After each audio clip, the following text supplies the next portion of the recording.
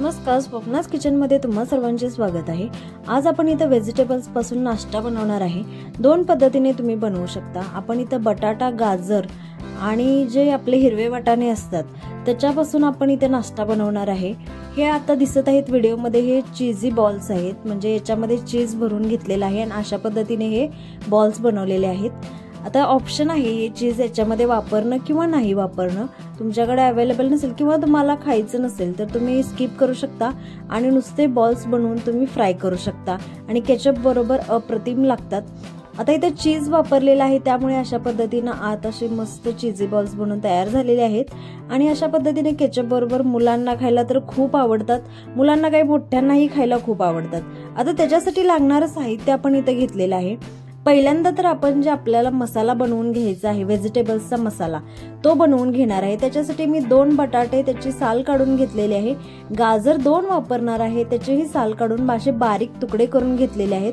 आता कॉर्न, तुमच्याकडे sweet corn असतील तर तुम्ही वापरू शकता किंवा स्किपही करू शकता, ऑप्शनल आहे पूर्ण। आणि हिरवे वाटाणे, फ्रोझन वाटाणे मी इथं वापरत आहे, म्हणजे पटकन शिजले जातात। आता हे जे सर्व साहित्य आहे आपल्याला पहिल्यांदा कुकरमध्ये वाफवून घ्यायचं आहे। याच्यामध्ये पाणी अजिबात आपण ऍड करणार नाही, अगदी आपण वाफेवरती ह्याचं पौष्टिकता टिकून राहील अशा पद्धतीने आपण इथं फक्त वाफेवरती वाफवून घ्यायचं आहे। तर पटकन वाफवून व्हावेत याच्यासाठी इथं कुकरमध्ये मी वाफवून घेत आहे। कुकरच्या डब्यामध्ये बटाटा आणि गाजर घालून घेतलेलं आहे कट केलेलं, आणि आता त्याच्यावरतीच मी इथं स्वीट कॉर्न आहेत ते वाफवून घेणार आहे। प्लेटमध्ये ठेवलेले आहे, त्याच्यामध्ये पाणी वगैरे काही सुद्धा ऍड केलेलं नाही, अगदी सोप्या पद्धतीने म्हणजे तसंच ठेवून वाफवून घेणार आहे। आणि पटकन वाफवलेही जातात स्वीट कॉर्न, त्याच्यामध्ये पाणी ऍड करायचीही गरज लागत नाही, म्हणजे कोणत्याच वस्तूमध्ये आपण पाणी ऍड केलेलं नाही। आता याच्यामध्ये आपण रवा वापरणार आहे, बाइंडिंग येण्यासाठी रवा वापरणार आहे, याच्यामध्ये ब्रेड क्रम्स वगैरे काही नाही वापरणार। त्याच्यासाठी पहिल्यांदा शिजवून घ्यायचा आहे रवा, म्हणून मी इथं पातेल्यामध्ये 1.5 वाटी पाणी ऍड केलं आणि त्याच्यामध्ये थोडंसं मीठ टाकून आता इथे चिली फ्लेक्स वापरलेले आहेत। आता तुमच्याकडे चिली फ्लेक्स नसतील तर तुम्ही तिखटसाठी हिरवी मिरची वगैरे वापरू शकता, तेही चालतं वापरलं तरी। आणि याच्यामध्ये आता 1 वाटी रवा अशा पद्धतीने आपल्याला शिजवून घ्यायचा, वाफवून घ्यायचा आहे। अगदी 1.5 वाटी पाण्यामध्ये 1 वाटी रवा परफेक्ट असा बनून तयार होतो। आपल्याला जास्तही असं शिजवायचं नाहीये पक्का, असं म्हणजे आपण जशा पद्धतीने शिरा बनवतो, उपीट बनवतो तशा पद्धतीने नाही, अगदी आपल्याला असं साधारणतः 1.5 वाटीमध्ये 1 वाटी रवा शिजवून घ्यायचा। आता इथं असं डो बनून तयार होतो। आता तो आपल्याला चमच्याने अगदी सॉफ्ट थोडंसं होईपर्यंत वाफवून घ्यायचंय। तर झाकण ठेवायचं आणि गॅस बंद करायचा आणि वाफेवरती शिजून द्यायचं।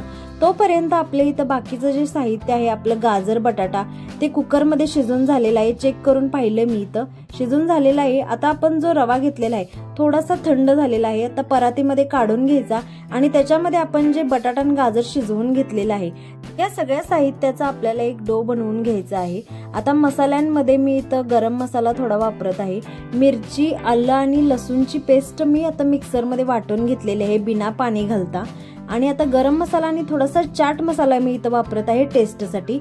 आणि आता हळद थोडी घातलेली आहे, ऑलरेडी तिखट आपण हिरवी मिरची वापरलेली आहे आणि रव्यामध्येही आपण चिली फ्लेक्स वापरलेले आहेत, त्यामुळे इथं लाल चटणी वगैरे मी काही सुद्धा वापरणार नाही। आता हे आपण मॅशरच्या मदतीने मॅश करून घ्यायचं आहे। रव्याबरोबर अगदी व्यवस्थित आपल्याला गाजर आणि बटाटा इथं मॅश करून घ्यायचा। आता याचे तुम्ही वडापाव मध्ये जसा वडा बनवला जातो त्या पद्धतीनेही तुम्ही वडे बनवून घेऊ शकता।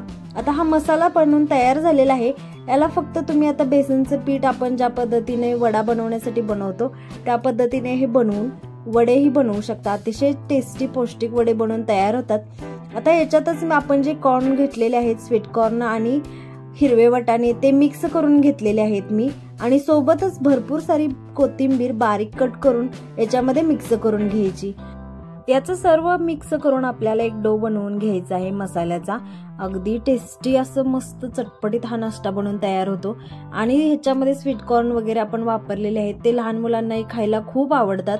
अशा पद्धतीने आता सर्व एकत्र मिक्स करून घेतलेला आहे।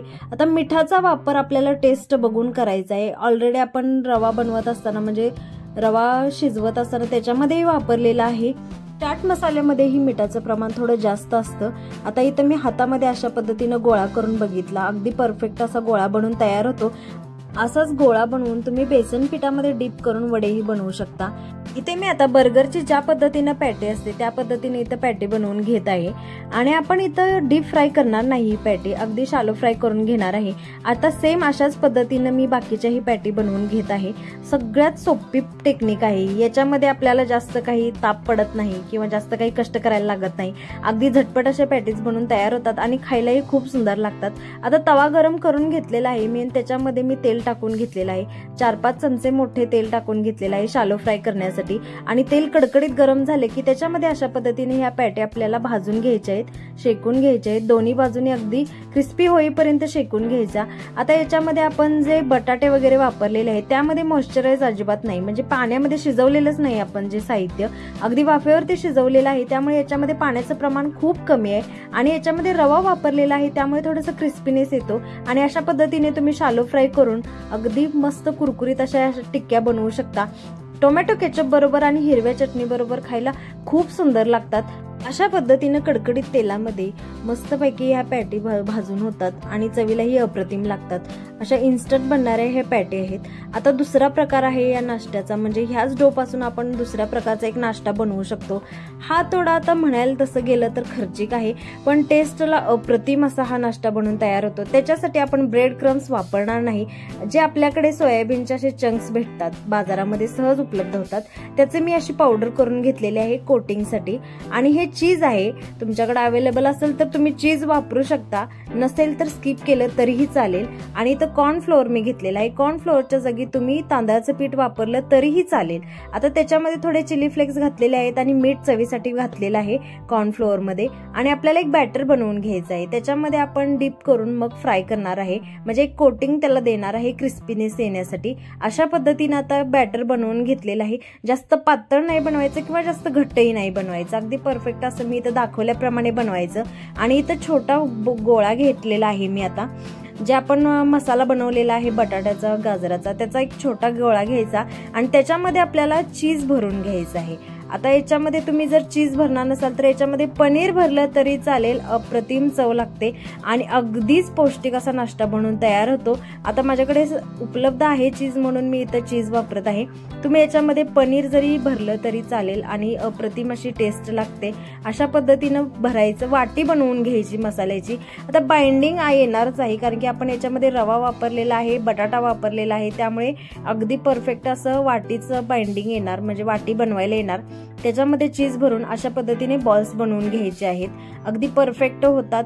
आता क्रॅक वगैरे काहीच जात नाही किंवा बनवायला येत नाही असा काही विषूच होत नाही, अगदी परफेक्ट असं आपला मसाला बनवून तयार झालेला आहे, त्यामुळे परफेक्ट होतात। आता एक बनवून झालेला आहे, सेम त्याच पद्धतीने मी तुम्हाला इथं दुसराही बनवून दाखवत आहे। अगदी सोपी पद्धत आहे ही नाश्ता बनवण्याची, म्हणजे जर तुम्हाला असं चटपटीत काहीतरी खाऊ वाटत असेल तर तुम्ही अशा पद्धतीनं थोडंसं चटपटीत आणि पौष्टिक म्हणून अशा पद्धतीनं बनवून खाऊ शकता आणि मुलांनाही खायला देऊ शकता।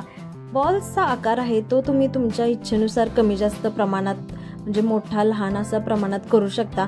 मी तर थोड्या मोठ्या साईज मध्येच बनवलेले आहेत।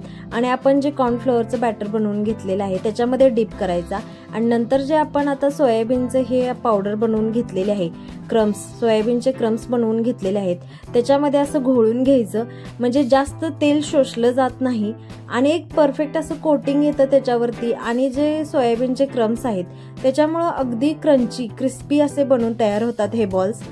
सेम त्याच पद्धतीने आता मी दुसरा बॉल्सही कोट करून घेत आहे। आता सगळे जिभेचे चोचले असतात, म्हणजे काय होतं, सगळ्यांच्या मनाचा रस्ता हा पोटातून जातो, हा एक विषय हार्डच आहे। काय होतं, स्त्रियांना तर प्रश्न पडलेलाच असतो की काय बनवायचं आणि स्वतःसाठी त्या कधी बनवतच नाहीत। असं वाटत असतं की त्यांनी असं काहीतरी बनवावं आणि ते घरातल्यांनी खाऊन खुश व्हावं, त्याच्यासाठीच त्यांचे सगळे प्रयत्न आणि धडपड चालू असते। अशा पद्धतीने आता इथं बॉल्स बनवून तयार झालेले आहेत, ते आपल्याला अगदी कडक तेलामध्ये फ्राय करायचे, म्हणजे जर तेल थंड असेल थोडं जरी तर ते आत शोषलं जातं, म्हणून एकदम कडकडीत तेल गरम करून घ्यायचं आणि कडकडीत तेलामध्ये फ्राय करून घ्यायचे। आतील जे आपण वापरलेलं साहित्य आहे ते सगळं आपण ऑलरेडी वाफवून शिजवून घेतलेलंच आहे, त्याच्यामुळे ते जास्त शिजावं असं काही जास्त गरज नाही। तुम्ही कडकडीत तेलामध्ये बाहेरचं कोटिंग फक्त असं कुरकुरीत बनवून घेऊ शकता, अगदी परफेक्ट असे हे बॉल बनवून तयार होतात। अशाच पद्धतीने आता बाकीचे सर्व बॉल्स आपण इथं तळून घेत आहे। आता रेसिपी तुम्हाला आवडली असल्यास व्हिडिओला नक्की लाईक करा, शेअर करा आणि कमेंट करायलाही विसरू नका रेसिपी तुम्हाला कशी वाटली ते। आणि अशाच सिंपल रेसिपींसाठी आपल्या चॅनलला नक्की सबस्क्राईब करा। तर स्वयंपाकघरातील सगळ्यात महत्त्वाचं विचारधन असं आहे की जी स्वयंपाक करणारी स्त्री आहे, महिला आहे, तिनं अगदी मनापासून बनवलं पाहिजे, म्हणजे त्याची चव आपोआपच वाढते। आता त्यात जास्त काही मसाले वगैरे वापरायची गरजच लागत नाही। तिनं मनापासून कोणताही पदार्थ केला की त्याची चव अप्रतिमच लागते आणि लक्ष देऊन मनापासून जे पदार्थ केलेला असतो तो बिघडतच नाही, अगदी परफेक्ट असा पदार्थ बनून तयार होतो।